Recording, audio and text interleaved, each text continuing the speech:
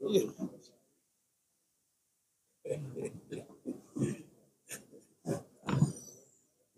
Bon,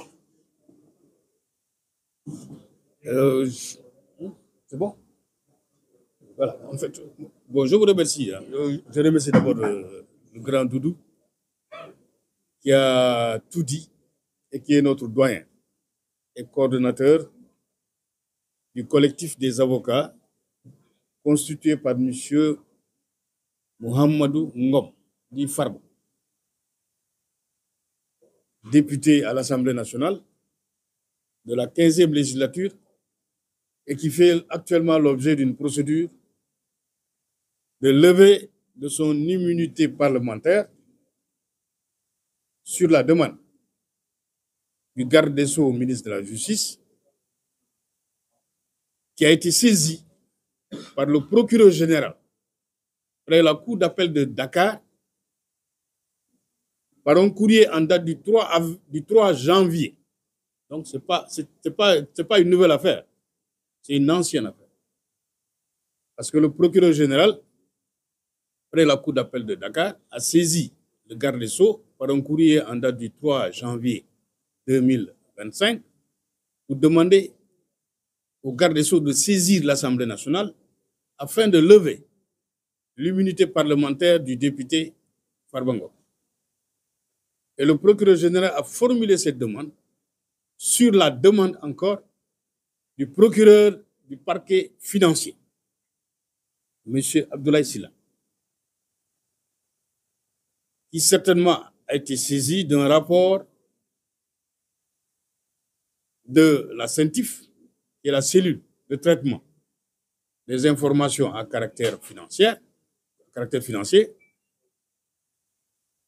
Et dans ce document dont on n'a pas encore eu connaissance, il est fait état, en tout cas dans la presse, parce qu'il y a eu deux communiqués, un communiqué qui n'est pas signé et un communiqué qui est signé. Dans le communiqué qui n'est pas signé, on a fait état, on a visé nommément M. Farba Ngom et on a fait état de malversations financières qui tourneraient autour de 125 milliards. En tout cas, c'est des transactions douteuses, d'un montant de 125 milliards. Et dans le deuxième communiqué, je pense que ça a disparu. Mais toujours est-il que M. Farba Ngom, qui a entendu à travers la presse qu'il était visé et qui a eu la certitude, par le biais de la procédure de levée de son immunité parlementaire, qu'il est nommément visé, certainement par cette procédure qui va être engagée, donc a estimé nécessaire de consulter un collectif. Un collectif qui n'est pas fermé d'ailleurs, parce que d'autres avocats pourraient éventuellement se joindre à ce collectif sur la demande de Farba Ngom.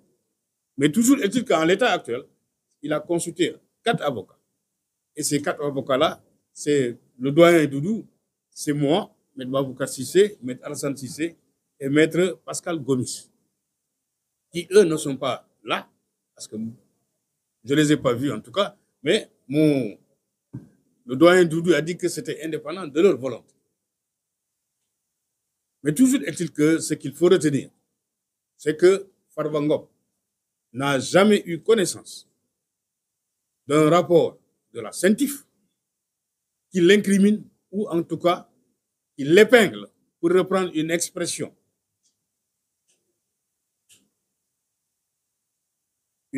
qui a été utilisée dans une autre affaire. En tout cas, il n'a pas été entendu. Il n'a pas pris connaissance, mais il a appris. Maintenant, il s'est dit, 2 précautions valent mieux qu'une.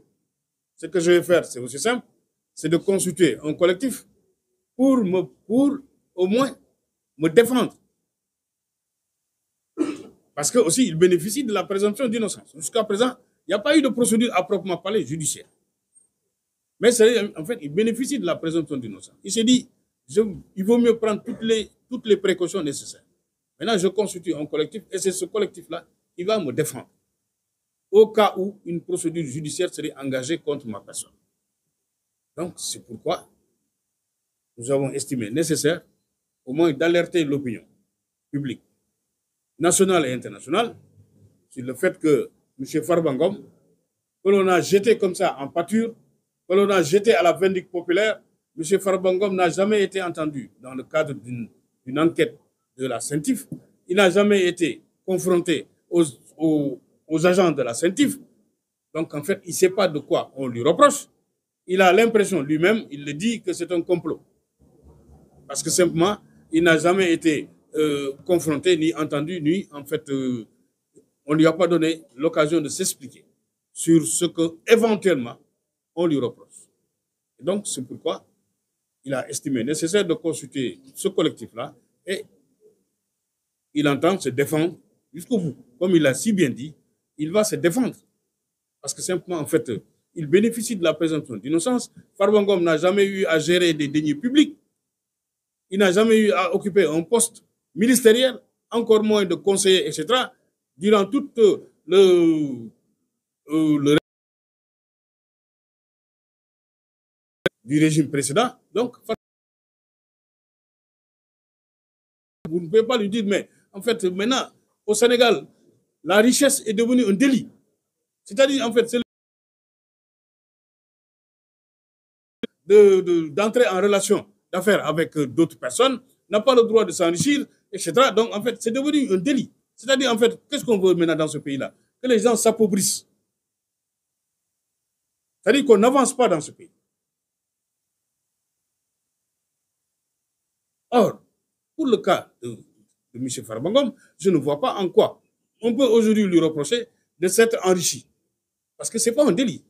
Le code pénal ne punit pas le Sénégalais pour s'être enrichi. Non. C'est-à-dire, en fait, donc, il a le droit. L'essentiel qu'il prouve de manière indiscutable que l'origine licite de ce qu'il a gagné de toute sa vie. Et ça, pour cela, M. Farbangom est serein. Et il va le prouver.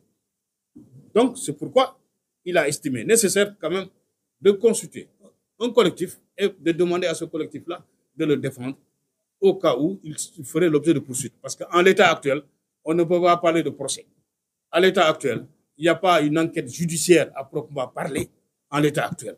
Donc, on ne peut pas parler de procès, on ne peut pas parler d'équilibre, on ne peut pas parler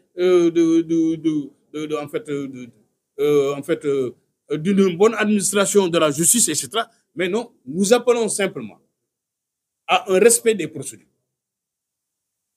Que les procédures soient respectées. Que le parquet financier ne se précipite pas pour aller confier éventuellement le dossier à un juge d'instruction, de requérir le mandat de dépôt, etc., d'envoyer M. Farbangom en prison. Mais au moins qu'il y ait une enquête préliminaire. Que M. Farbangom soit assisté de ses avocats lors de l'enquête préliminaire. Que ses droits soient respectés et qu'on lui pose des questions par rapport au rapport de la CENTIF, par rapport aux éléments contenus dans ce rapport. Et comme ça, qu'il puisse apporter les justificatifs et éviter, dans ces conditions-là, une erreur judiciaire. C'est ça l'équilibre. C'est ça la justice. Mais qu'on ne prenne pas prétexte pour régler des comptes politiques. C'est ce qu'il faut éviter. C'est ce qu'il faut éviter. Parce que ce qu'on reproche à l'ancien régime, apparemment, on est en train de faire la même chose. C'est-à-dire, en fait, il faut qu'on dépasse ce stade-là et que l'état de droit qui garantit les droits de tous les Sénégalais, que cet état de droit-là soit respecté scrupuleusement et à la lettre. Donc, en fait, M. Ngom ne dit pas que je me soustrais à toute procédure judiciaire, mais non, il ne se soustrait pas. Il est là, c'est un Sénégalais comme tout le monde, un citoyen. Donc, il est là pour répondre à toute sollicitation. Il est là pour répondre à toute réquisition. Il est là pour répondre à toute convocation. Parce que c'est un citoyen comme tout autre citoyen. Il n'est pas exceptionnel. Il est soumis à la loi. Mais que les choses se passent dans les règles. Qu'on respecte ses droits. Qu'on respecte la procédure. On ne précipite pas les choses pour l'envoyer en prison et se dire, mais ça y est, on a atteint notre objectif. Et ça y est, il ne sera plus candidat. Il n'aura plus le temps de réfléchir pour être un candidat éventuellement. Donc, en fait, c'est ce qu'il faut éviter dans ce pays-là. C'est la raison pour laquelle nous estimons qu'il est de notre devoir de défendre cette personne-là et de le défendre et de la défendre jusqu'au bout. Et c'est pourquoi nous avons estimé nécessaire de convoquer ce point de presse. C'est un point de presse, ce n'est pas une conférence de presse, encore une fois. C'est un point de presse qui est différent d'une conférence de presse. Donc, nous avons simplement fait une communication. Et donc, par conséquent, nous avons, notamment le doyen Doudou, a tout dit dans cette affaire-là. Et donc, c'est la raison pour laquelle j'estime que, bon, il n'y a plus matière à... Maboukar a tout complété, voilà. a ajouté, a tout complété. Magendiaï. Ah? Ah, voilà. Maguette.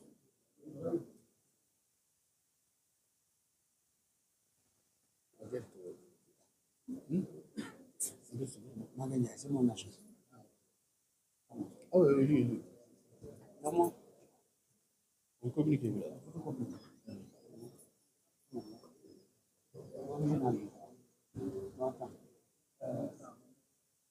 Je vous informe que nous avons en vue de cette rencontre, la rencontre d'aujourd'hui,